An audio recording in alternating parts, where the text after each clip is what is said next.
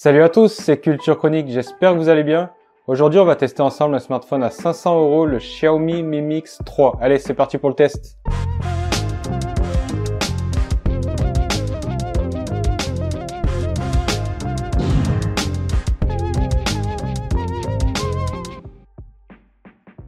Alors le but de Xiaomi avec ce Mi Mix 3, c'était de proposer un smartphone réellement borderless. Alors borderless, c'est un terme qui est utilisé depuis quelques années à tort et à travers.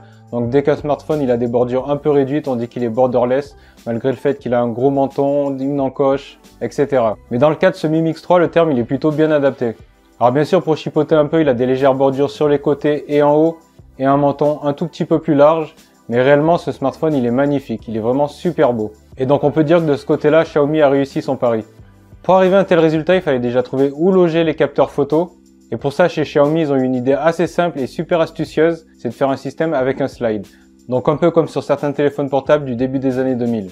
Le fonctionnement, il est super simple. En temps normal, les capteurs photo, ils sont pas apparents. Et si on a besoin de se servir de ces capteurs photo, il suffit de glisser la face avant avec son doigt pour libérer justement les capteurs photo.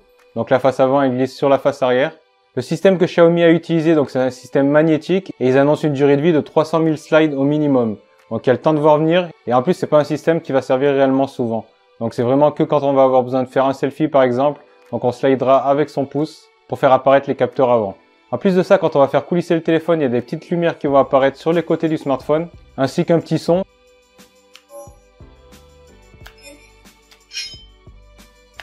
Donc tout ça c'est modifiable dans les paramètres, donc on peut choisir le son que l'on veut. Donc c'est un peu gadget mais moi je trouve ça super réussi et les sons ça donne un petit style. Le système il est super simple, il n'y a aucune résistance, juste avec son doigt on arrive à faire coulisser le téléphone. Donc il n'y a même pas besoin de forcer et la qualité des finitions elle est super bonne.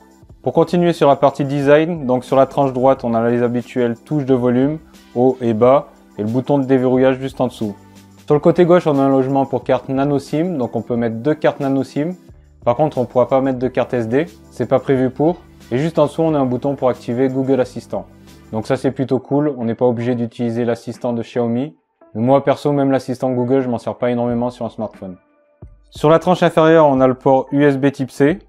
Donc il n'y a pas de prise jack. Mais avec le smartphone, il y a un adaptateur USB Type C jack qui est fourni avec. Donc personnellement, moi je laisse brancher mes écouteurs dessus. Et ensuite, toujours sur la tranche inférieure, on a deux grilles pour le haut-parleur. Donc en fait, réellement, il y a juste une grille qui fait passer le son du haut-parleur. La deuxième grille, c'est juste pour que ça fasse symétrique, pour le smartphone il reste joli. Au dos, on a donc le double capteur de 12 mégapixels qui est positionné verticalement sur le côté gauche. Au centre, sur la partie du haut, on a le capteur d'empreinte. Et en bas, on a une inscription Mix by Xiaomi. Je trouve que le dos, il a des reflets super jolis et d'ailleurs très réfléchissants. Par contre, il a tendance à garder très facilement les marques de doigts. Donc pour un smartphone qui se vante d'avoir une dalle qui occupe environ 94% de la face avant, il fallait avoir un bon écran qui va avec, et c'est le cas.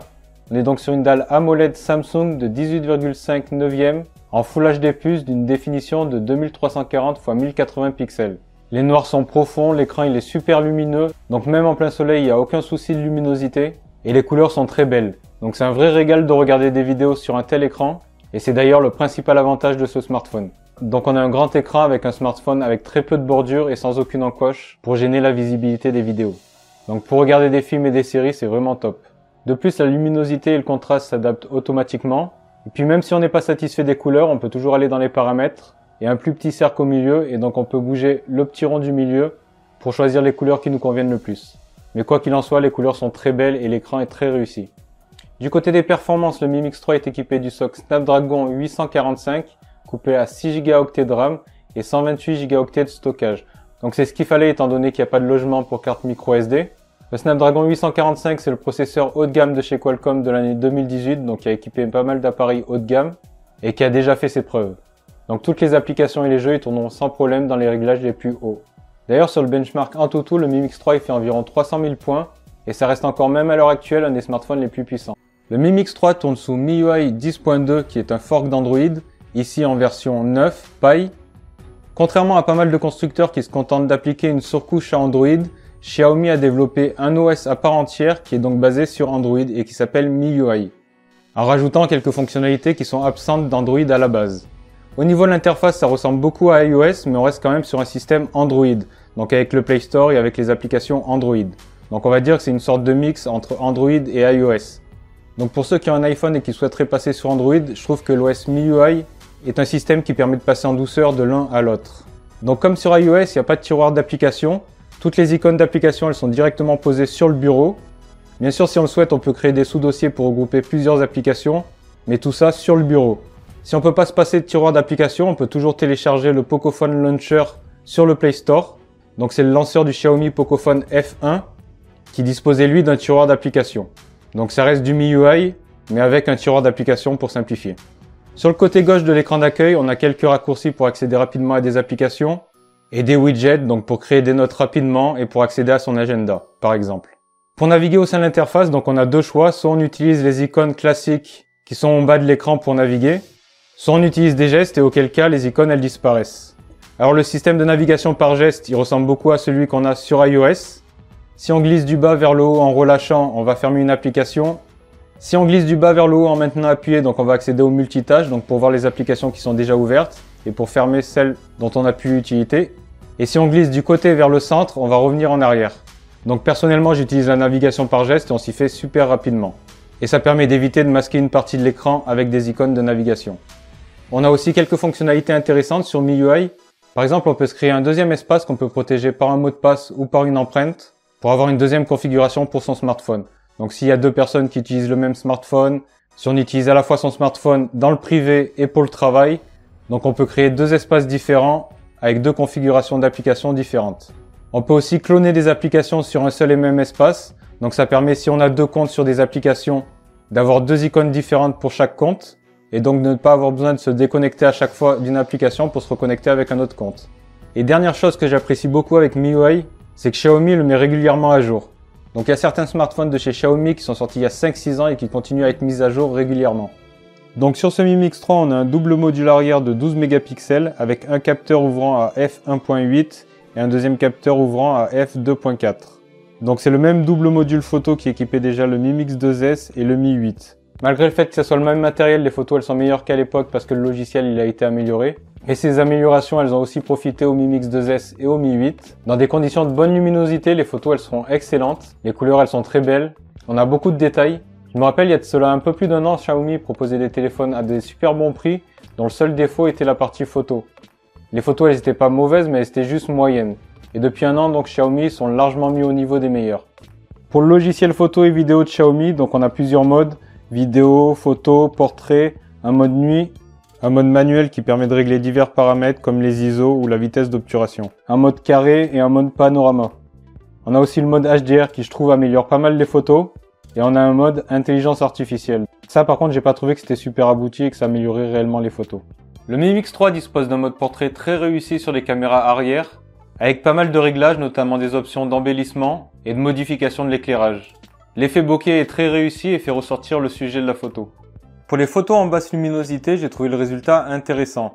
Le mode nuit permet de supprimer le bruit et d'augmenter la luminosité, et les clichés sont globalement bons. Alors quand on essaye de zoomer sur les photos, on se rend compte que les images sont énormément lissées. Mais bon, j'ai envie de dire, c'est pas plus mal si ça permet de supprimer beaucoup de bruit. Il suffit de se contenter de regarder les photos telles quelles. Mais l'idée est là. Au niveau des capteurs avant, on a un double module de 24 plus 2 mégapixels. Les selfies sont, je trouve, tout juste moyens. Alors on peut faire soit des selfies classiques, soit des selfies en mode portrait. Mais que ce soit l'un ou l'autre, je trouve le résultat moyen. Pas catastrophique, mais juste moyen. Lorsqu'on fait des selfies, qu'on utilise un peu les options de lissage, ça a tendance à vraiment trop lisser. Ça peut même faire disparaître certains détails du visage.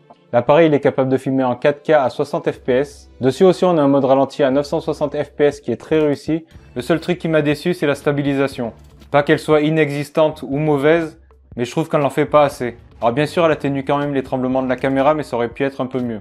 Mais quoi qu'il en soit le rendu en vidéo est globalement bon. Mais je vous laisse juger avec ces quelques vidéos. Allez!